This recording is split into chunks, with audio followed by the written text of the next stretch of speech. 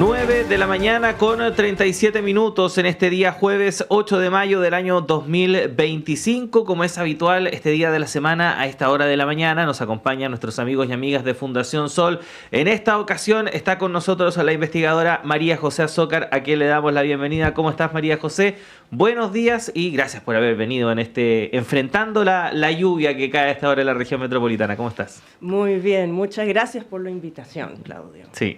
María José, vamos a hablar de salario mínimo, porque de hecho por estos días ya comenzó la tramitación del proyecto de ley que reajusta este sueldo para el año 2025, luego de esta negociación previa, ¿no?, que se suele realizar entre el Ejecutivo y los representantes de la Central Unitaria de Trabajadores, en un contexto en el cual, por lo menos desde la CUT, se ha planteado no solo empezar a discutir respecto del salario mínimo, sino que también sobre la base de otros conceptos como el salario vital o que sea lo suficiente, o un salario que sea lo suficientemente apto para no solamente cumplir con lo mínimo que requiere una persona para vivir en un mes, sino que también abordar otros aspectos.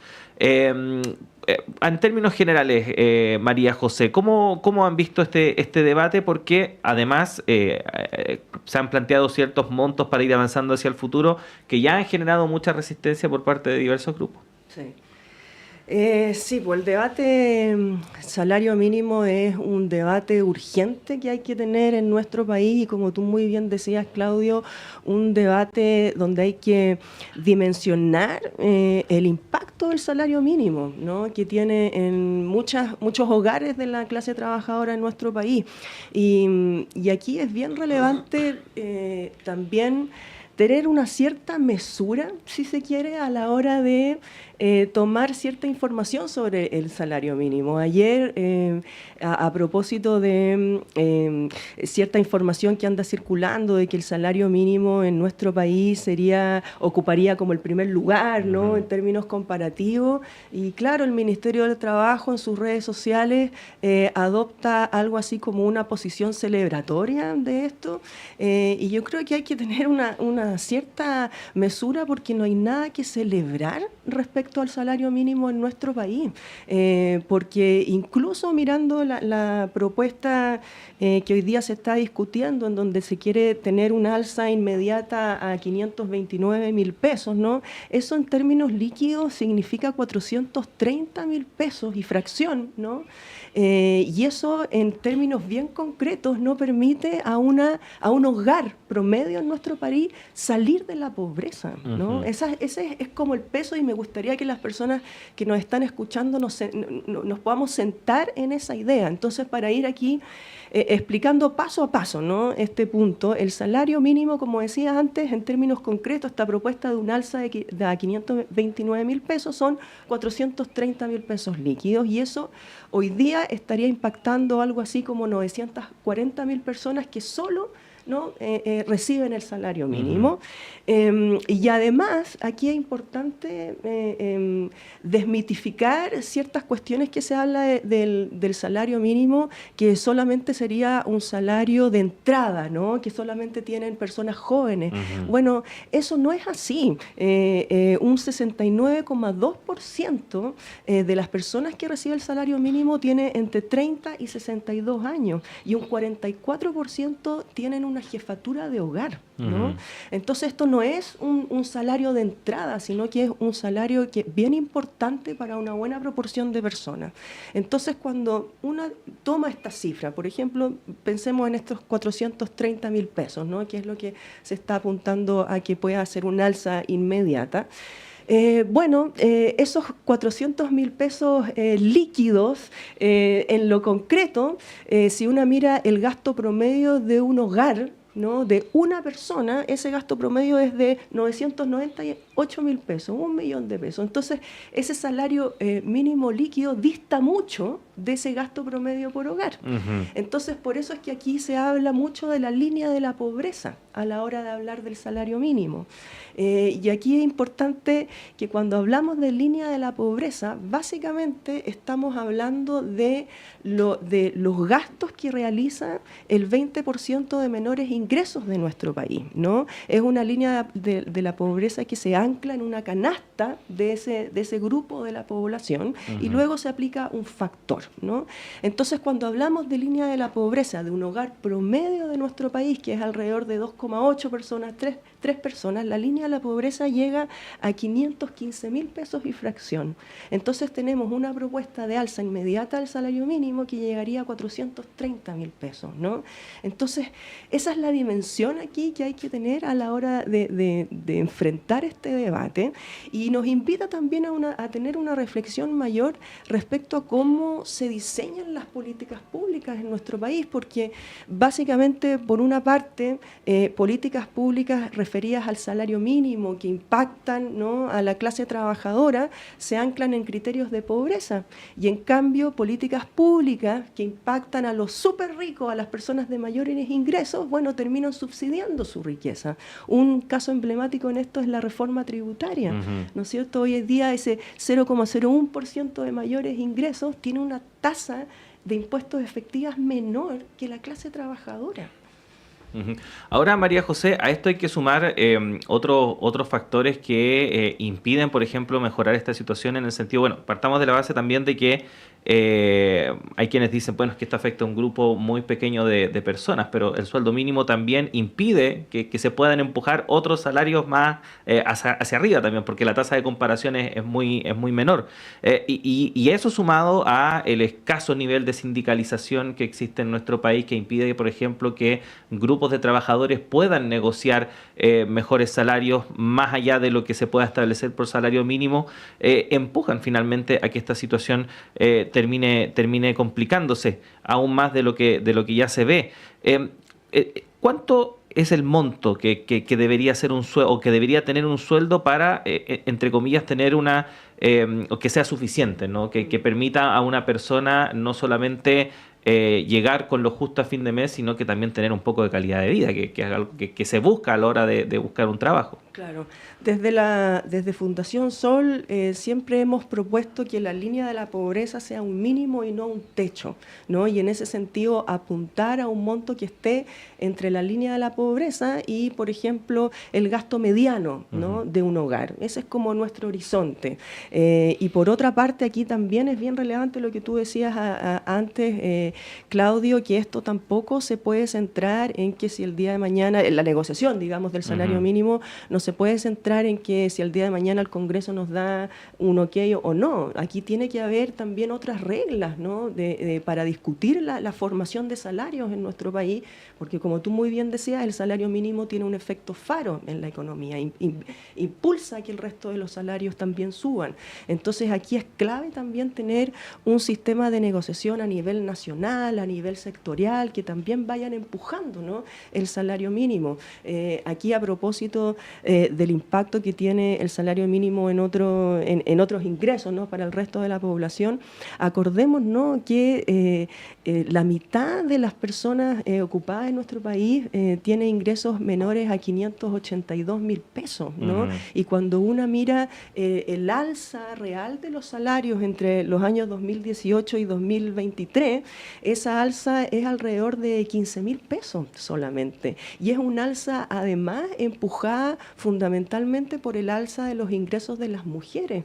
Es decir, como no vivimos en una sociedad patriarcal y las mujeres reciben menos salario, es decir, es un alza en la parte baja de la distribución salarial. El alza real de los salarios para los hombres entre el año 2018 y 2023 es alrededor de 3.000 pesos, ¿no? Entonces aquí estamos hablando de una situación generalizada de bajos salarios en nuestro país.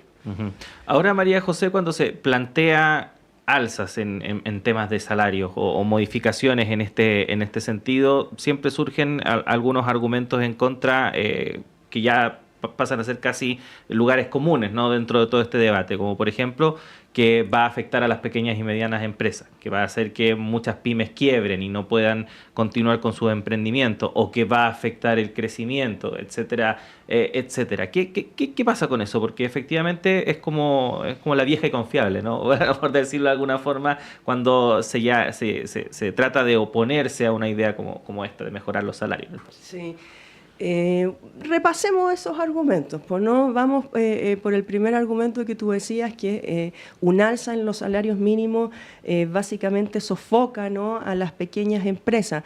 Claro, efectivamente, una buena proporción de pequeñas empresas, ¿no?, por ejemplo, empresas con menos de 10 trabajadores, efectivamente el salario mínimo es re importante, pero un porcentaje no menor de grandes empresas también entrega salarios mínimos, ese porcentaje alrededor de un 23,4%, ¿no?, de empresas que tienen más de 200 personas, ¿no? Entonces aquí también hay que poner ojo en los intereses que tienen las personas que son dueñas de las grandes empresas de nuestro país, porque efectivamente un porcentaje no menor de esas empresas entrega, ¿no?, salarios mínimos.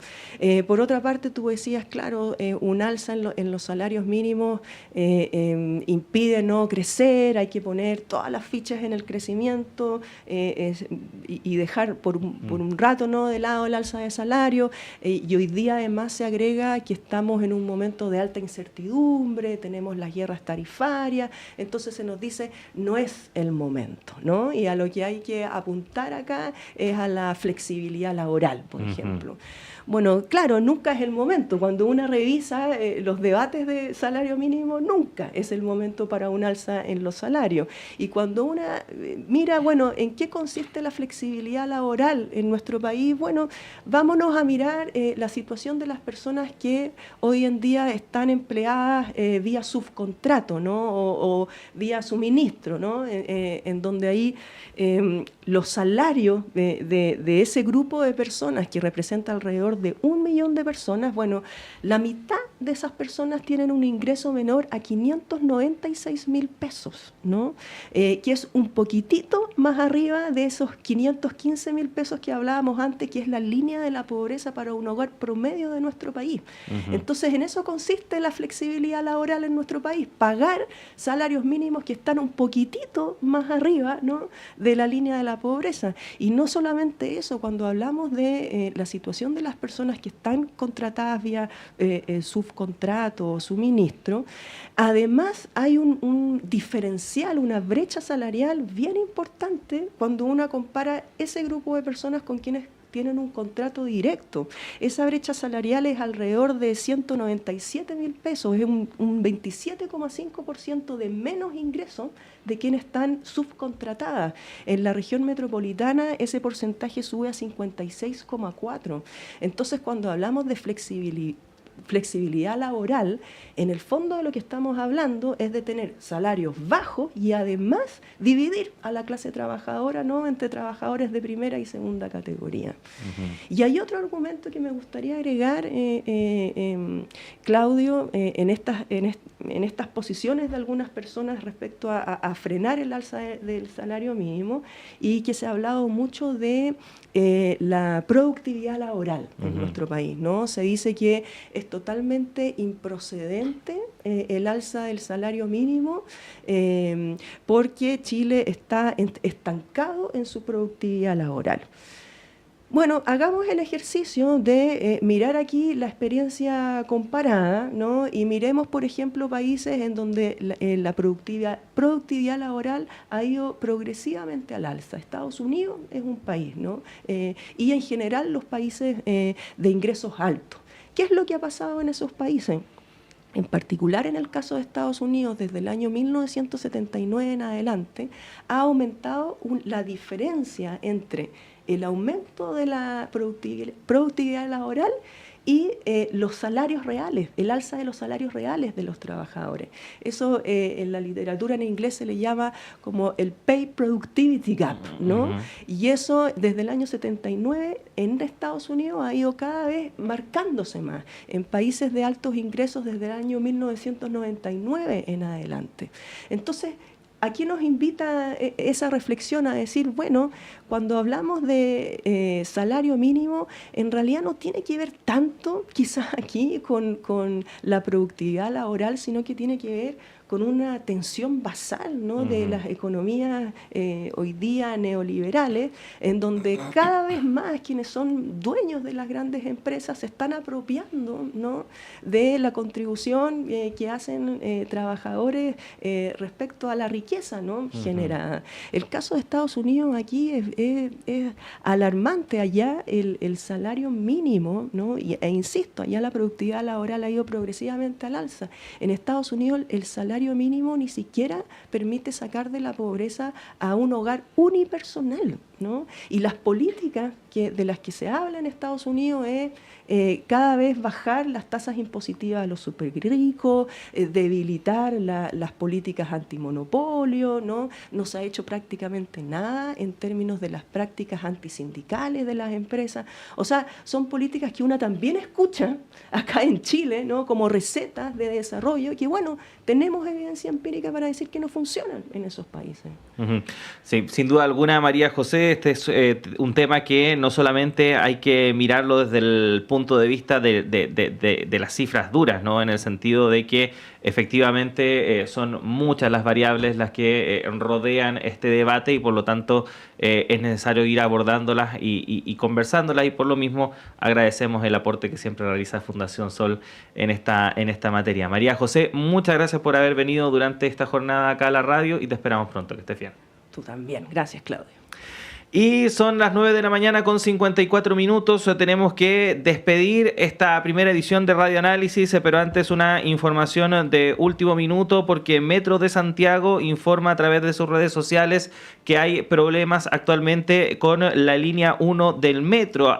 Hay cerradas 4 estaciones: Estación La Moneda, Estación Universidad de Chile, Estación Santa Lucía y también Estación Universidad Católica. Estas estaciones están cerradas y sin detención de trenes por el momento. Si bien el Metro de Santiago no ha dado información oficial respecto de qué provocó esta situación, sí, a través de redes sociales se pueden ver diversos videos en los cuales se muestra humo que emana de uno de estos carros, uno de estos trenes que circulan por la línea 1 del metro, y que al parecer eso habría provocado entonces este cierre de estas 4 estaciones: Universidad Católica, también Estación Moneda, Universidad de Chile y Santa Lucía. Vamos a estar informando más a través de nuestro diario electrónico radio.chile.cl y también en nuestros boletines informativos. Siga nuestra sintonía, ya llega Nicolás Rojas y Semáforo a las 13 horas. Más noticias en la segunda edición de Radio Análisis junto a Diana Porras. Que estén muy bien.